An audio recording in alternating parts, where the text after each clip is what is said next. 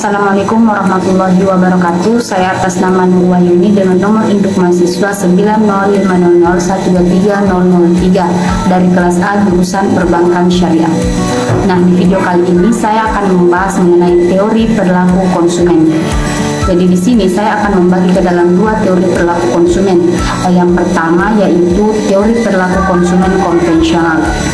Jadi teori perilaku konsumen konvensional berfokus pada pemaksimalan utilitas, yaitu kepuasan yang diperoleh dari konsumsi barang dan jasa. Jadi ada dua pendekatan utama dalam teori ini. Yang pertama yaitu pendekatan kardinal. Dalam pendekatan ini, utilitas dapat diukur secara kuantitatif. Konsumen memberikan nilai numerik pada tingkat kepuasan yang diperoleh dari barang atau jasa. Misalnya, jika seseorang memberikan nilai 10 untuk 1 unit barang X dan 8 untuk barang Y, berarti mereka mendapatkan lebih banyak kepuasan dari barang X. Kemudian yang kedua yaitu pendekatan ordinal. Jadi berbeda dengan kardinal, pendekatan ini tidak mengukur utilitas secara kuantitatif. Konsumen hanya diminta untuk membuat peringkat preferensi antara berbagai barang dan jasa. Misalnya konsumen mungkin lebih menyukai barang A dibandingkan barang B tanpa harus menyatakan seberapa besar perbedaan kepuasannya.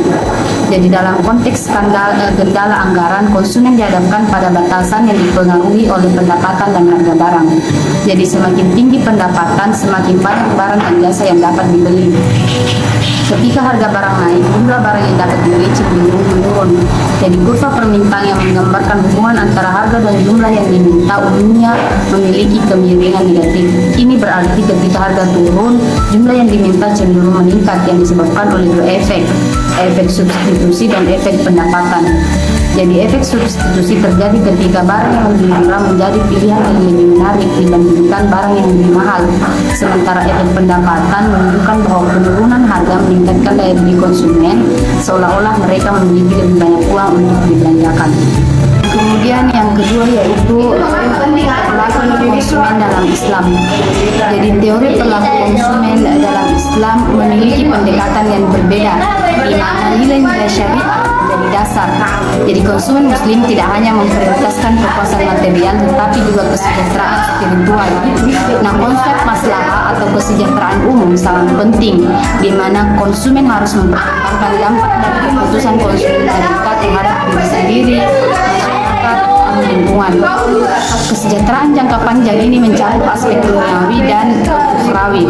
Jadi aspek penting dari maslahah dalam konteks konsumsi mencakup manfaat sosial, kepedulian lingkungan, dan etika bisnis. Kemudian menurut maqasid syariah, perilaku konsumsi harus sejalan dengan 5 tujuan dasar, yaitu menjaga agama, jiwa, keturunan, harta, dan akal. Nah, hal ini menekankan pentingnya keseimbangan antara kebutuhan material dan spiritual. Di samping itu, konsumen muslim diajak untuk memperhatikan saluran konsumsi sosial melalui zakat dan sedekah yang menjadi bentuk tanggung jawab sosial dalam penggunaan harta. Dengan demikian, konsep maslahah dalam ekonomi Islam memberikan kerangka yang lebih komprehensif dibandingkan dengan teori konvensional, di mana kepuasan individu tidak menjadi tujuan akhir, tetapi merupakan bagian dari usaha untuk mencapai kesejahteraan yang lebih luas bagi masyarakat dan lingkungan. Nah, mungkin itu saja penjelasan singkat dari saya. Sekian, Assalamualaikum warahmatullahi wabarakatuh.